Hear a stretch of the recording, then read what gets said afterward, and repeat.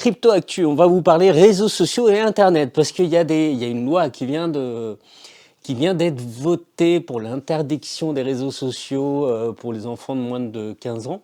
Le prétexte, de protéger les enfants, parce que il y a plein de choses qu'on pourrait faire pour protéger les enfants, mais elles ne sont pas faites. J'en parlerai même pas. Et pour moi, les réseaux sociaux, la gestion des réseaux sociaux pour les enfants, c'est les parents, c'est pas l'État. C'est de la gestion, ça me paraît normal, c'est aux parents de gérer ça. Ce n'est pas le seul pays au monde à faire ça, tout d'un coup, tout en même temps.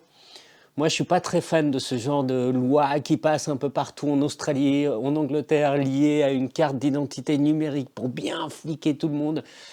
Je suis pas très fan. Donc, je voulais vous dire, les réseaux sociaux dont on parle, c'est des réseaux sociaux pyramidaux avec la plupart du temps hébergés aux États-Unis, qui pour moi n'est pas un pays de liberté. Mais après, c'est chacun ses opinions.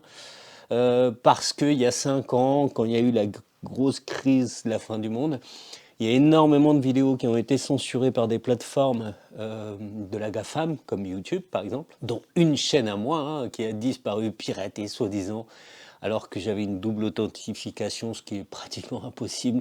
Je me suis questionné pourquoi on me pirate des chaînes. Ça fait un petit moment qu'on me pirate.